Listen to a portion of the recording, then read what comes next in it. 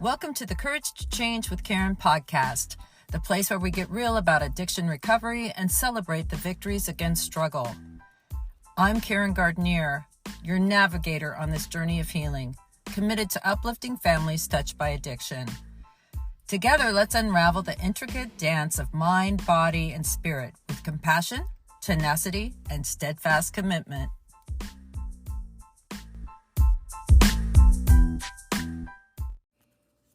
Hi, everyone, and welcome to episode 25 of Courage to Change with Karen. I am so glad you're here today. And I just want to tell you, I've got a lot of things going on this summer for you, to support you. One of the most exciting things is I have joined up as a partner with supportgroups.com. Supportgroups.com. And in the show notes here, I will put a link to that, to my private forum. And I'm going to start hosting 2 live events every month, support groups. So that will be for the family and friends of alcoholics and addicts. And I would love for you to join me there. If you've wanted to talk to me in person, be a part of the group, ask me questions, please. Couple other things. What else do I have going? Oh, I've got a great opportunity for you, for those of you who have wanted to do the 12 steps for 12 steps with me. Sorry, I'm excited. I have that as well. I have Mastering the 12 Steps, and I'll put that link in the show notes as well for you if you are interested in learning all about the 12 steps of Al-Anon.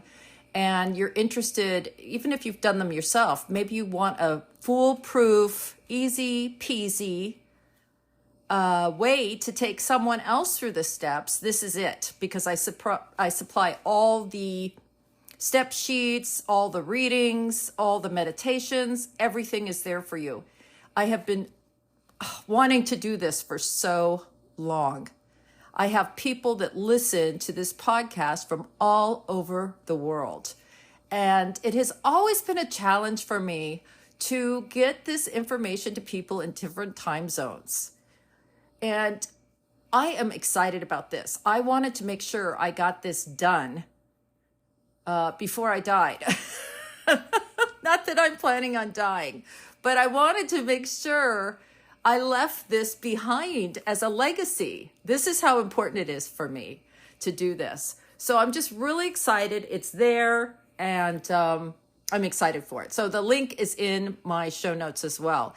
A couple weeks ago, someone contacted me and said, I don't know how to get in the show notes. Like, I want to do this. I want to do Mastering the 12 Steps, but I don't know where the link is. So the show notes are when you're watching this podcast. If you look underneath, there's a description of what this podcast is about. And in that, there's show notes. I used to have the private Facebook page to this group, but I am still off of Facebook, if you can believe it. I am still suspended. This is the longest time I've ever been suspended. I think I got hacked and suspended. I don't know what happened. I can't find out. I've spent hours contacting Meta and Facebook and trying to get my accounts back. And I'm just sick about it because all of my relatives are on there. Everybody's on there. My high school friends. I mean, people must just think I dropped off the planet. So I am on Instagram and TikTok still. I'm posting a lot on there. I'm doing a lot of TikTok lives now where I'm talking to other codependents and family and friends of alcoholics and addicts. So you can still find me around. Just Google my name. Of course, all of my stuff from the minute I started 5 years ago is on my YouTube channel. So that being said, another fun thing this summer that I want to do is I want to read from a different book. I have read a lot from Courage to Change. This is the same idea. This book is called Let Go Now. Let Go Now. I love that title because it's not like, let's talk about how to let go. It's like, let go now. And it's about detachment and embracing detachment as a path to your own freedom. It's by Karen Casey. She wrote Karen Casey wrote the book, Each Day a New Beginning. So you might be familiar with that. But this is really great. And I want to read, I'm going to just kind of bounce back and forth. But this summer, I think this is a really great topic. So today I'm going to read out of Let Go Now. And I'm going to read number 2. All right? Detachment is stepping back from an experience in order to allow room for God to do his or her part. Okay, that's the main line there. So what I want you to do now is, if you don't believe in God per se, perhaps the God you were raised with or any kind of religious God, I want you to think of your higher power. And if you don't have a higher power, mastering the 12 steps with me, that will help you find a power greater than yourself. All right? Some people use the universe. Some people use Mother Nature. Some people use, there's a lot of different things. And it may be a Hindu God. It may be a Buddhist God. It may be any kind of God. But there's a power greater than yourself. I do a great video on YouTube where I have one of these things from Trader Joe's. It's they do it every holiday. It's what's the flower? Oh my God. Okay, forget it. Forget what the flower is. The flower is in this wax ball. What is it? Oh my gosh. I wasn't planning on telling this story. It'll come to me as I'm telling the story. So it's a wax ball, and usually for Christmas, it's like red or green. And it's wrapped up. You don't have to water it. You buy it. It's a great hostess gift. You can take it to people and hand it out, and they don't have to water it or anything. You set it on your counter, and this thing blooms. If you know what this flower is, put it in the show notes. But it's a fantastic thing, and I do it every year, and then I replant the bulbs. So one time I did this YouTube video where I took one of those and I put it in front of me. And then I posted the pictures from week to week as this thing sprouted and grew and then bloomed. It was absolutely beautiful. And I did a video saying, okay, so I bought this thing. I have nothing to do with this at all, right? I don't have to water it. I don't have to sing to it. I don't have to do anything. It on its own is going to grow and it's going to bloom. And it did. That intelligence that caused that to happen had nothing to do with me. I didn't have any control over what kind of flower it was going to bloom. I didn't know what color it was going to be. I didn't plan the timing of it. It's all part of nature. It is part of the big picture, the big plan of the universe. So if that helps you at all, think about it. Think about that. The other example I use for people is when you get pregnant. You get pregnant and you have this baby and you have nothing to do with it. You know, there's not like a week where you got to be developing eyeballs or kidneys or, nothing. You just take care of yourself and this thing is happening, right? So this is a power greater than yourself. So if that helps you at all, grab that. So let's read it again with that in mind. Detachment is stepping back from an experience in order to allow room for a higher power to do his or her part. I seldom remember without some prodding that I initially resist that God is a factor in every person's experience. Okay, so every person has that same kind of experience. They have some power greater than themselves that are working in their lives. My ego's first inclination is to think that I am a necessary factor, not just an ordinary necessary factor, but the deciding one in the lives of many of my friends and family. Giving up control and letting God be the key influence in our lives of my loved ones is not easy. It takes trust. Not only trust in God, but also in others and in my own willingness to approach my experiences with all of them differently. The benefit of coming to believe that God is the key factor in everyone's life is that it releases us from a heavy burden. Too many of us have tried to manage the lives of too many others for far too long. No one gains in that scenario. On the contrary, everyone loses the peace that comes with turning our lives over to the care and the guidance of a loving God.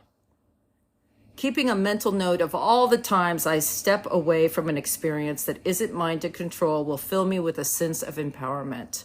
What a great opportunity this will be today. Now, this is true. And I have an example for you. When I first learned this, I had a situation about 12 years ago with my child, and it was a terrible thing to see your child go through. And I was desperate to get them any kind of help that I could. I did everything. In fact, I did so much, I pissed people off. I pissed her off. I had to try everything, right? And I couldn't live with it. I just couldn't live with it until I fixed it. I had to be able to fix it because I was her mother. A lot of you with children know what I'm talking about. You think, or I thought, that because a higher power gave me this child, that I was in charge of it. I had no idea it had its own journey. She had her own plan, her own life experiences, her own karma, if you will, her own experience to live out. Now, this applies whether you believe in reincarnation. Like if somebody's reincarnated and they come back to fulfill something they didn't learn in the past life, are you going to be able to change that? No. It covers every aspect of anything you believe. People are here for a reason. They have a purpose, right? And some people are here for a very short time. And some people are here for a very long time. It depends on what their path is. You don't get to determine their path. This was very hard for me. Very hard. I don't know if I was overly attached to her and enmeshed with her because I myself was adopted. I was adopted, and so when she was born, it was the first person I knew that had blood like mine. I mean, really, literally, I was one with this child. And the thought that she had her own thing, her own journey and her own path, and I might not like it, right, was really a hard concept for me. And one day I was leaving a meeting and a woman stopped me. And when I was in the meeting, all I did was talk about this problem, this situation, blah, blah, blah, blah, blah. I don't know what to do. I cried. I mean, it went on for almost a year. And this woman said to me, hey, why don't you try this? When you walk in the door into that meeting, why don't you leave that problem outside and just put it in God's hands and leave it alone while you're in the meeting so God can do something with it, at least for an hour while you're in here. Because the way you got your sticky paws all over her and all over the situation and all over the solution and all over the problem, it doesn't give God any room to work. You are interfering with the process. And I was shocked. I said, well, what do I do when I go in there? She goes, why don't you help somebody else's daughter? Why don't you pay attention to other people that are sitting there who are looking for help and support and leave this situation to God? Well, I was flabbergasted. I just couldn't believe she said that. But the more I thought about it, the more I thought, God, there is absolutely no time in the day when I have left any time for God to take care of this problem, to bring me solutions, to bring me answers. I'm not listening. I'm so hectic. I'm so in the problem, in the finding a solution. I'm absolutely manic about it. My feelings are out of control. I couldn't hear if God himself walked up to me and told me what to do. I'm telling you, I was that crazy. And I thought, she's right.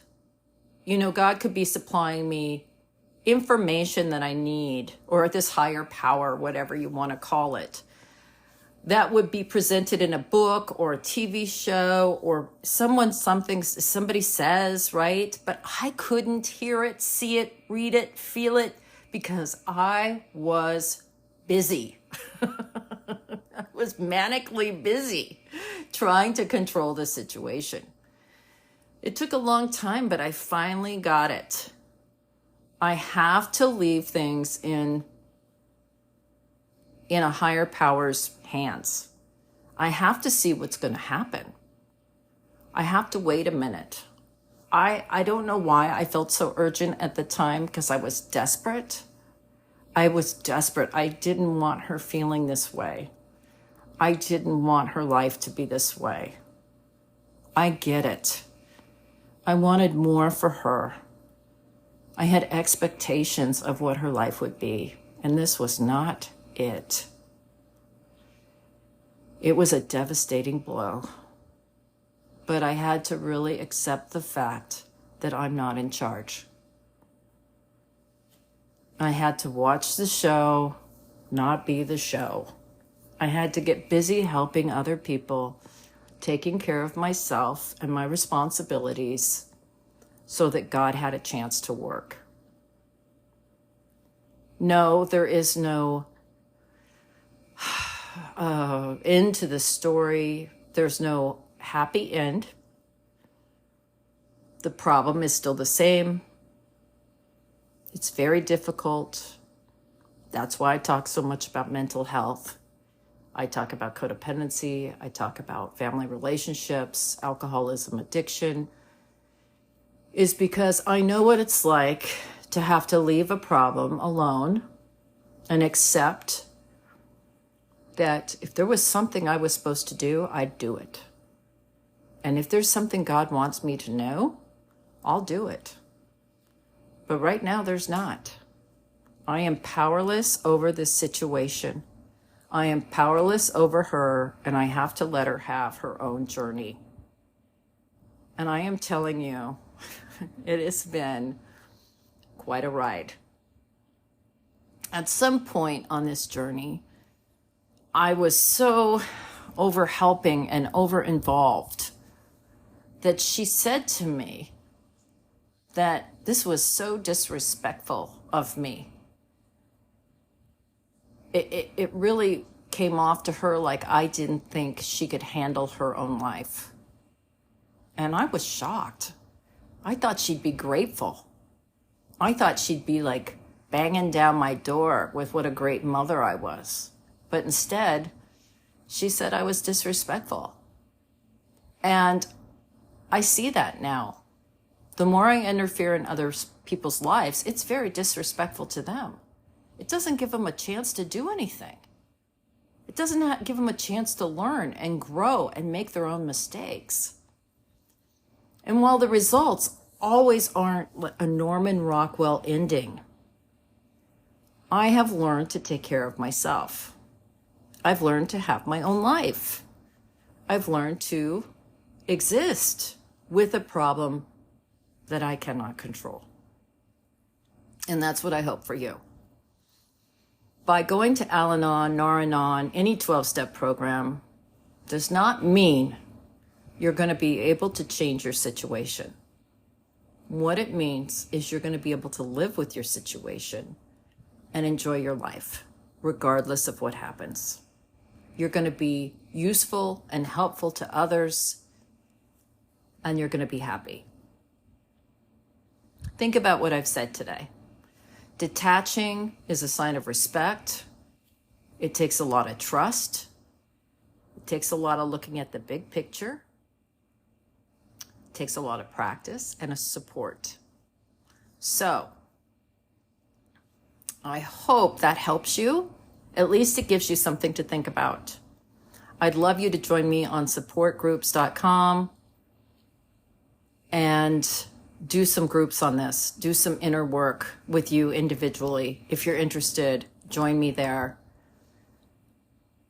as well as doing the steps. The steps are a great way to start with this kind of detaching, is taking an inventory of yourself, looking at what you're doing, learning about you, right? Learning about how you react to life, how you're responding to life. These are valuable, valuable things you need to know to change. And, I think that's why I named the podcast Courage to Change. It's not just because I read from that book. It's because it takes courage to change. But if nothing changes, nothing changes. Okay? I love you all. I will see you next week. Take care and check out the show notes. Have a great day.